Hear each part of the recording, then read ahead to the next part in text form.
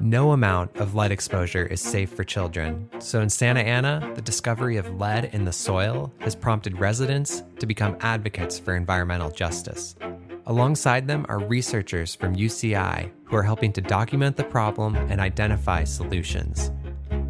Why is a historical perspective needed to determine the cause of this lead contamination? And how does reframing the narrative help communities advocate for systemic solutions?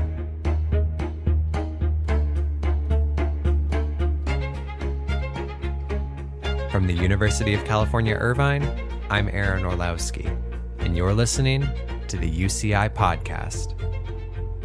Today, I'm speaking with Juan Manuel Rubio, who is a Mellon Humanities Faculty Fellow at UCI. Juan, thank you for joining me today on the UCI Podcast. Thank you, Aaron. It's really great to be here. So you've been working with community groups and other researchers at UCI to document the levels of lead contamination in Santa Ana and to find solutions to the problem. So what is the magnitude of this problem of lead contamination in the soil and homes of families in Santa Ana?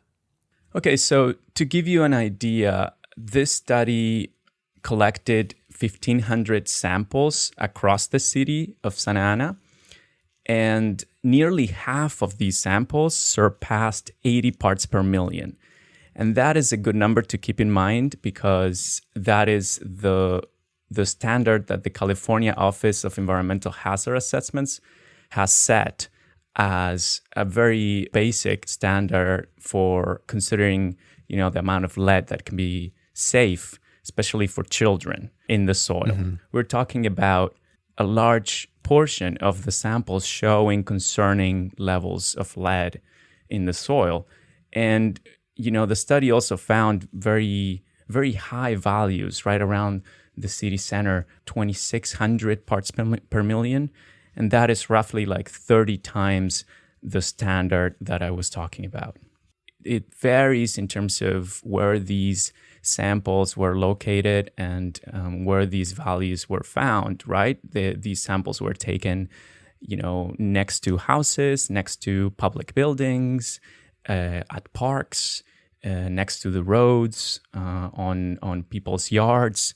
So we're studying and trying to break down, the distribution of these values across these different categories. It might be useful to talk for a second about why is lead in the soil problematic, and especially for children. I mean, because as adults, we don't often think about sticking our hands in the dirt, but I assume it's quite different when you're a child. Yeah, of course. And I must say from the get-go that the science, the latest science has shown that there are no safe levels of lead in the soil. And the reason why scientists are saying that is because very low amounts of lead in the blood of children can negatively affect their development. And it can produce, for example, attention deficit disorder and developmental issues. And we're talking about, again, very low levels of lead.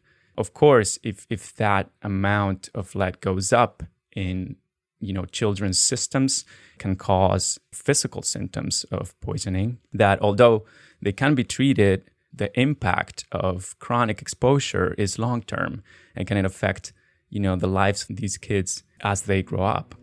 And of course, lead can be also, can produce harm to adults, but we're talking about children specifically because of this particular vulnerability that they have in terms of their development.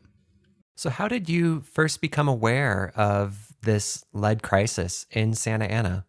Well, I was in a membership meeting with this organization called Orange County Environmental Justice. And one of their campaigns was a campaign called Plono, which is wordplay with the word in Spanish plomo, which means lead. And I remember hearing about this and, of course, being quite surprised at the numbers that they had found, in Santa Ana. And one of the first things that I said to the director at the time was, you need a historian. You need a historian. Yeah, I mean, of course, I'm biased, but the first thing that popped in my head was like, what happened here? Like, how, is this connected to industry? What is the history that explains this environmental crisis? And so that's how I got involved more deeply with the campaign, and that led eventually to the history project that we're developing today, and we've been working on for over a year. So what has the Orange County Environmental Justice been doing about this issue, and how has this Plono campaign unfolded? So this is a very important partnership, and it's a partnership that is really anchored in what community advocates called community-based science. And that means that the community, in a way, is involved in producing the questions that the community wants to answer, and then partnering with scientists, in this case, people from UCI Public Health. And this partnership really started after a reporter from Think Progress in 2017 basically was investigating something else. She was investigating immigrant justice issues, particularly youth being deported in Santa Ana. And she came across a lot of cases of young adults having developmental issues or learning challenges. And so she took it upon herself to go out and test the soil in Santa Ana with a portable XRF machine. And she found these very concerning concentrations that then became basically the alarm that was raised. It became a rallying cry for OCEJ and UCI to partner together and do and conduct a more thorough study of the soil in the city. And that, of course, developed during 2018 and 2019. And there have been already several publications that this group from UCI and OCEJ has published. Yeah, we'll definitely include those links in the show notes for this episode. So the first goal was to determine the extent of the problem. Is the coalition and also looking at getting help with remediation to try and actually reduce these levels of lead in the soil? Yeah, that is correct. So after the data was processed and analyzed, shortly after, we started a conversation with the city of Santa Ana and the healthcare agency in Orange County to basically discuss the issue, but also incorporate policy to address it, of course. And there are several policy recommendations that we've been working on, including lead testing for the blood of people, right? Like lead testing in the bodies of people, but also soil lead testing, right? Soil testing that can be publicly accessible for residents of Santa Ana to request from the city if they want to know whether their property is safe. Mm-hmm. And we have also been working on things related to protections for tenants, because of course, this is a social issue and OCEJ is trying to approach it as such. So when a resident decides to, request testing and request remediation, we want to make sure that that tenant is protected. But so you're a historian, and so you approach this through a unique lens. What have you learned about the causes of this lead accumulation in Santa Ana? When we started thinking about where this lead was coming from, we had certain hypotheses, and you may be familiar with some of them, smelter pollution, manufacturing plants, and lead paint. Mm-hmm. But as I was reading the history of lead, I realized that gasoline was a major source of lead contamination in the 20th century. And this was because in 1923, the Ethyl Corporation, which was founded by General Motors, Standard Oil, and DuPont, they decided to produce this new brand of gasoline that contained lead, even though there were alternatives to lead for basically reducing the knocking problem in engines. There was already science that pointed to the dangers of lead for bodily systems in general and for the environment as well. throughout the 20th century, we continued to use leaded gasoline everywhere in the world, to the extent that, in the 1980s, an EPA study found that about half of the lead that was being produced globally was being released as contamination. Wow. And we're talking about 1.6 million metric tons in the 1980s. And gasoline was responsible for at least 3/4 of that. There you can see that there's something like there's an elephant in the room that we haven't addressed fully when we're talking about lead and lead contamination and lead poisoning. But I also learned about how much our public health apparatus worked under the assumption that lead paint is the main source of lead contamination and lead poisoning.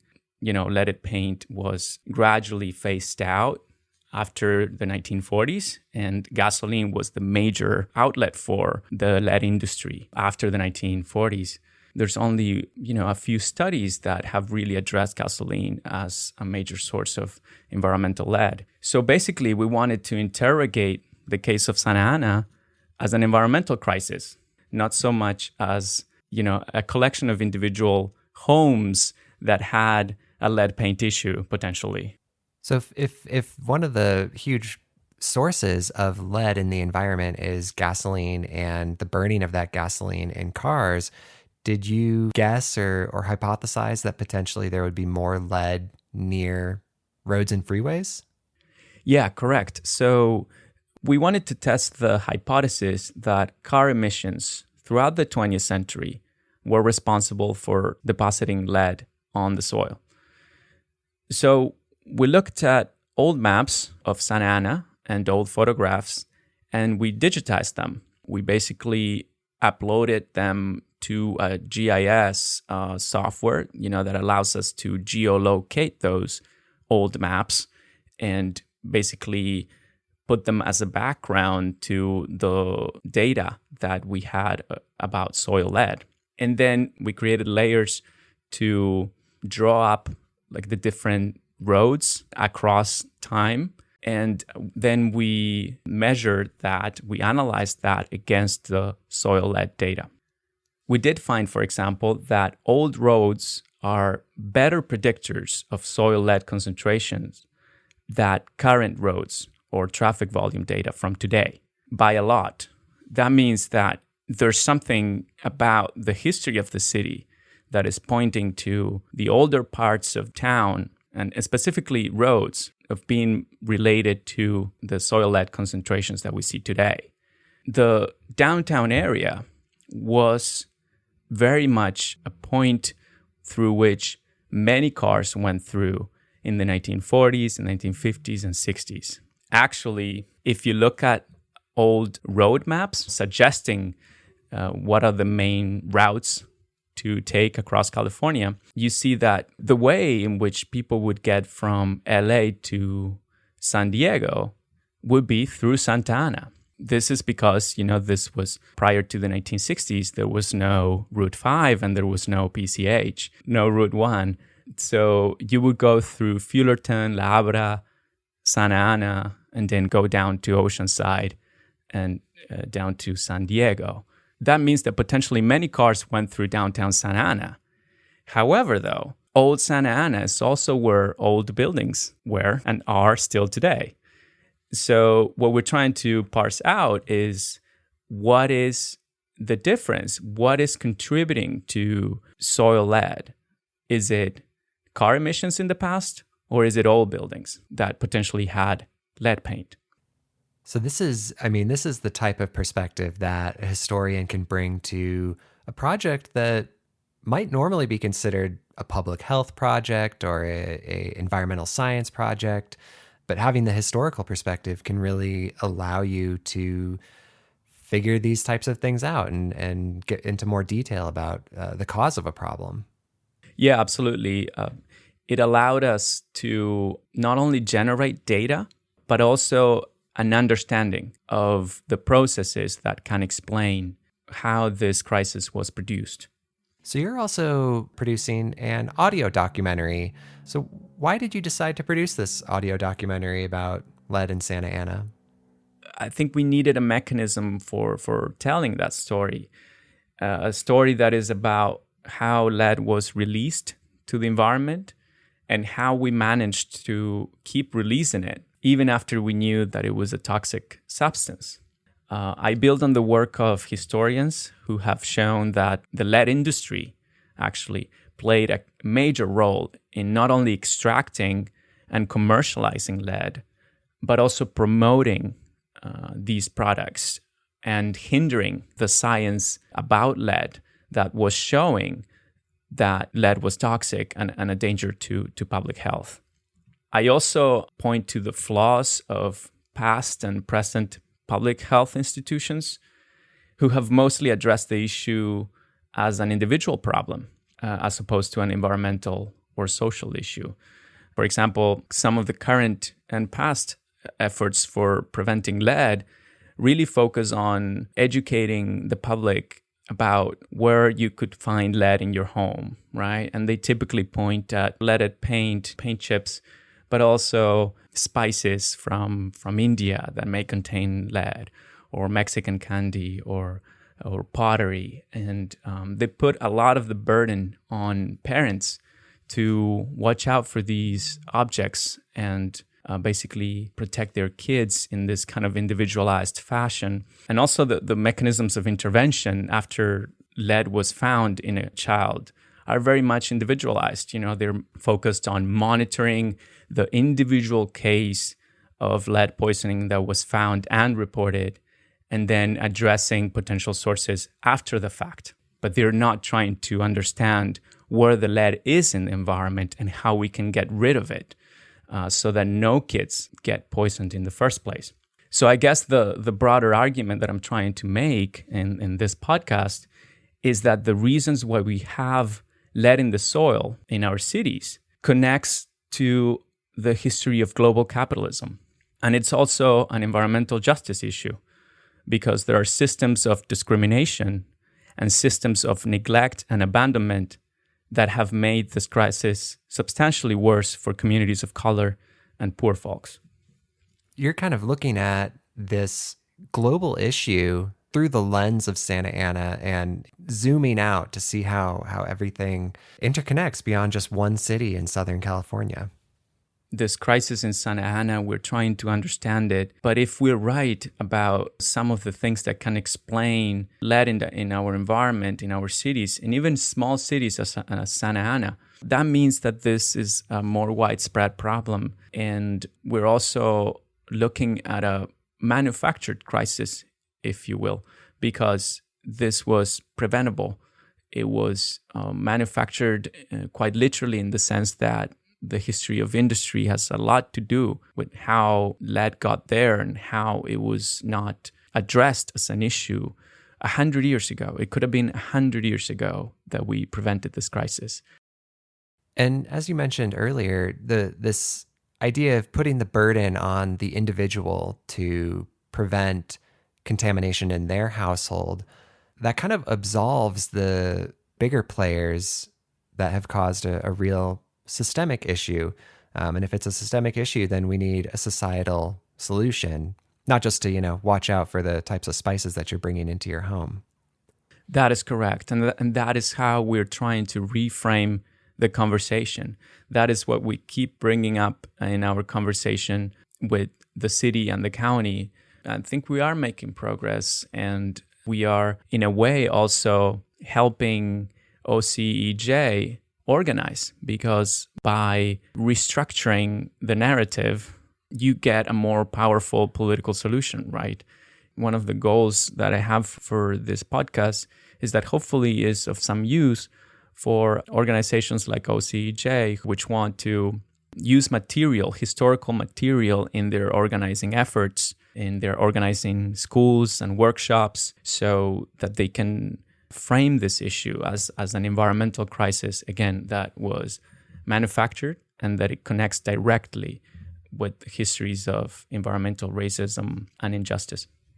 So ultimately, this kind of historical work and the science that you're also partnering with scientists at UCI can serve communities as they're trying to solve these problems and make life better for everyone who lives there. this is a way in which history can be very valuable, not just to scientific efforts, but also to public advocacy efforts and to the people that actually live in Santa Ana, that hopefully by doing this historical analysis, they can understand the situation better. They can, again, organize and they can demand a more systemic solution to the problem. Juan, thank you so much for joining me today on the UCI Podcast. Well, thank you, Aaron. It was really great to be here.